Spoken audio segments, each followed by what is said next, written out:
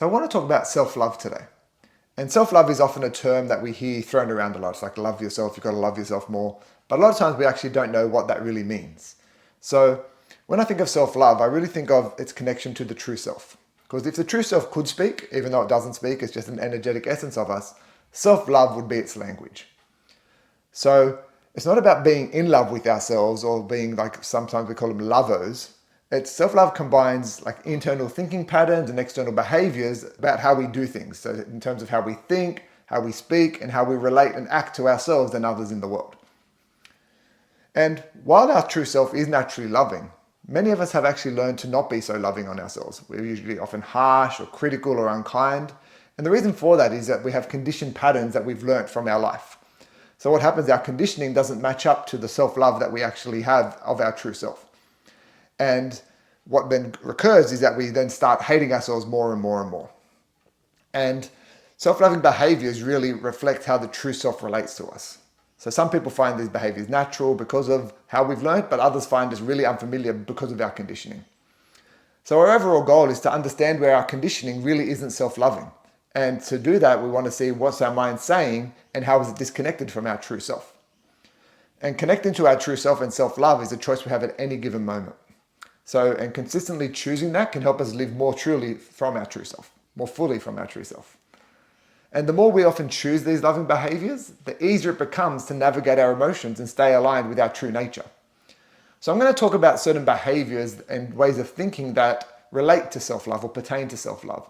And the more you engage in these, it really is listening to your true self. So the first thing I want to talk about is self-care.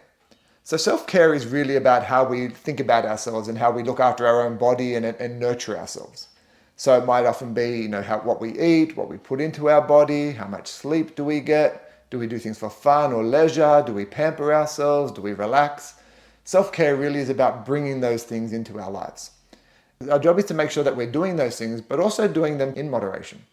Because if we do too much of them, then it actually becomes non-self-caring. It becomes maybe self-sacrificing. If I exercise too much, it actually makes it more problematic for me than if I just do the right amount for my body and what my body's asking for. So really putting a conscious focus on self-care really would be something that your true self is saying, and it is a way to love yourself. Another way to love yourself is through self-compassion. So self-compassion is really treating ourselves like a human, like a person who is still learning, is still growing. It's really not expecting ourselves to be perfect and recognizing that we're going to make mistakes. We're going to learn as we go. We're not going to be great at everything the first time or even the 10th time sometimes. So part of our overall goal is to be kind and compassionate to ourselves, like we would to a young child. So if we were to see like a 3-year-old child or even younger, a 1-year-old child trying to get up and walk, you wouldn't yell at them for falling over. You just encourage them gently to help them keep going and going and going. And the more they go, the more they'll grow. So we generally take a softer approach. So bringing some self-compassion into your life would really assist you to connect to your true self, because our true self is very compassionate of us. The next thing is self-respect. So self-respect is really how we speak to ourselves and how we treat our bodies. So are we respecting our bodies? Are we talking to ourselves with respect? Are we being critical of ourselves? Are we talking to ourselves poorly?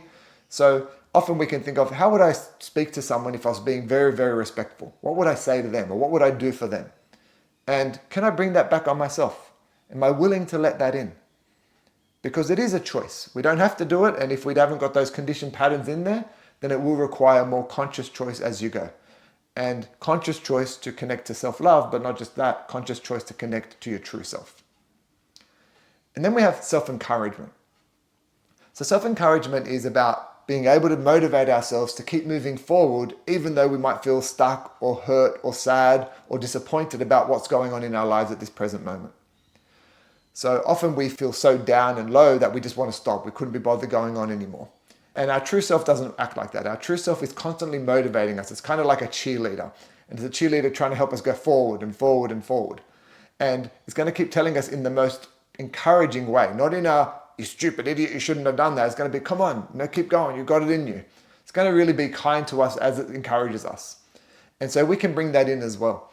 And that can help us move forward from any sadness, any disappointment we have, that we just don't get stuck with where we are. And the more you can bring that in, the more quickly you can move forward. The other part of self-love is forgiveness and self-forgiveness. So forgiveness is forgiveness of others, and obviously self-forgiveness is forgiveness of ourselves.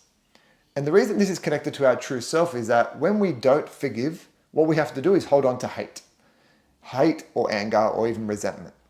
And whenever we do that, we're actually hurting ourselves by holding on to that emotion. So part of forgiveness of others is not for their sake necessarily, but forgiveness of others is about us setting ourselves free. It's about us letting go of the hate that doesn't actually serve us and doesn't align us with our true self. So our true self doesn't often have to forgive. It's our mind that doesn't like to forgive because it's scared that if we forgive, we'll get hurt again, or that the person doesn't deserve forgiveness. So our true self will always forgive and always, not necessarily forget, but always let it go. Doesn't necessarily mean we invite the person back in, but it's willing to forgive to move on and help us feel better. But then we've also got self-forgiveness, which is about not just forgiving others, but forgiving ourselves. That we're all going to make mistakes, we're all not going to live up to our expectations, and hating on ourselves is really anti what the true self is about. So the more you can work on forgiving yourself and letting go of what you may have done and letting yourself off the hook, the more peace you're going to have. And the more peace you have, the more loving you're going to bring to yourself with your connection to your truth. Then what we have is appreciation and self-appreciation. So these are other aspects of the true self, but other aspects of self-love. So appreciation is being appreciative of all the things that we have. So it might be I appreciate that I have warm clothes. I appreciate that I'm in a home that I can live in, or in a space where I can sleep comfortably. I appreciate that I have warm water, a bed to sleep on. So we can appreciate all the aspects of things in life that we have. Our true self only sees what we have. So in a sense, it doesn't see what we lack. It only sees what is there. And appreciating that connects us to our true self more and more. And that's also the same about when we look at ourselves. Not just when we look at the world, but how we see ourselves. Do I see myself and just judge myself and look what I'm lacking? Or do I see what I appreciate about myself? That I'm a kind person generally, that I'm a funny person generally, that I might be good at saving money. It could be anything you decide to appreciate about yourself. And you don't have to do those things. Self-loving is a choice at any given moment. But the more you do choose self-love and self-appreciation as part of that, the more you can then appreciate yourself. Often we don't do that because we think we're being big-headed.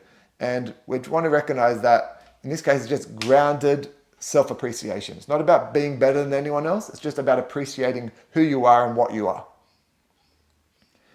The next part of self-love is something I call self-acceptance.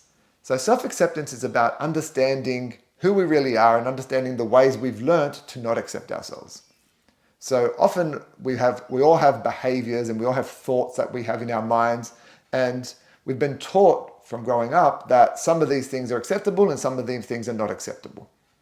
And the more we do that, the more we learn to reject that aspect of ourselves. So I might have learned to reject the aspect of myself that was selfish maybe, and try to embrace the aspect of myself that was giving. And while that can be useful because it can help me be more of a giving person, if I can't accept my selfish side as well, then it's actually going to be a detriment to me. So being selfish helps me keep enough for me. It helps me keep alive. It helps me have a home to live in. It helps me have enough food on my plate. It helps me have enough money in my bank account to be able to pay my bills. So being able to accept the parts of ourselves that we learnt are bad is really going to be useful for us in terms of self-loving, because those parts of us are there whether we accept them or reject them.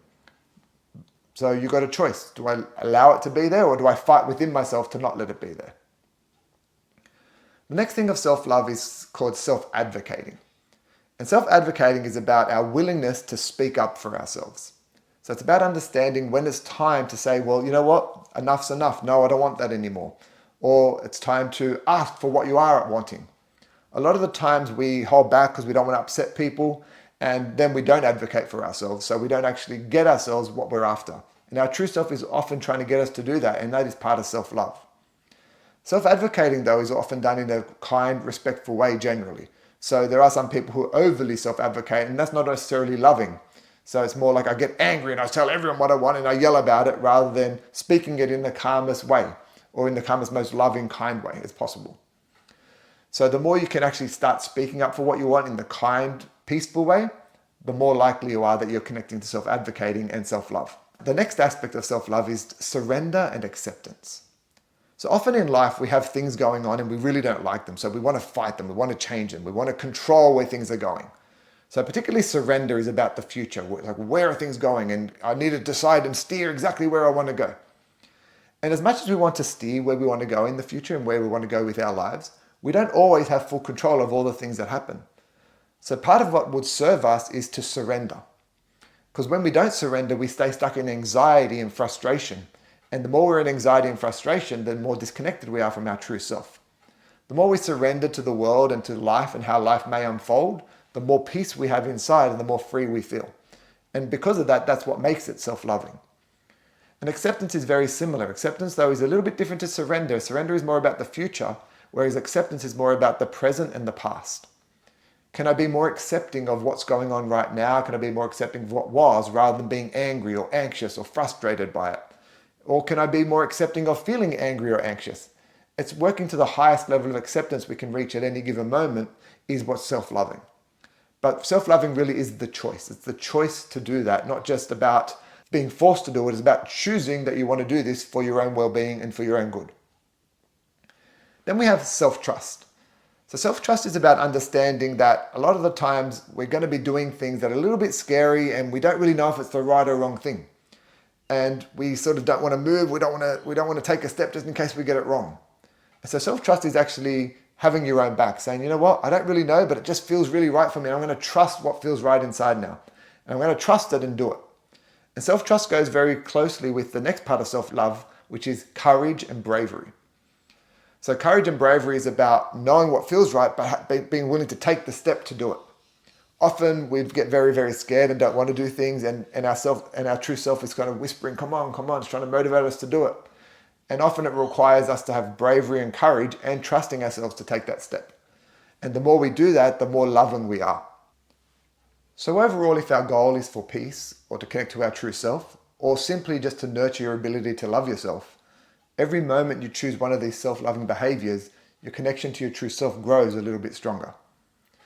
There's no pressure to do this. You have a choice. You don't have to choose it if you want. Your true self won't impose itself on you, but it is always there to connect to at any given moment. And the more you connect to that, the more peace you bring into your life and the more loving you end up being of yourself.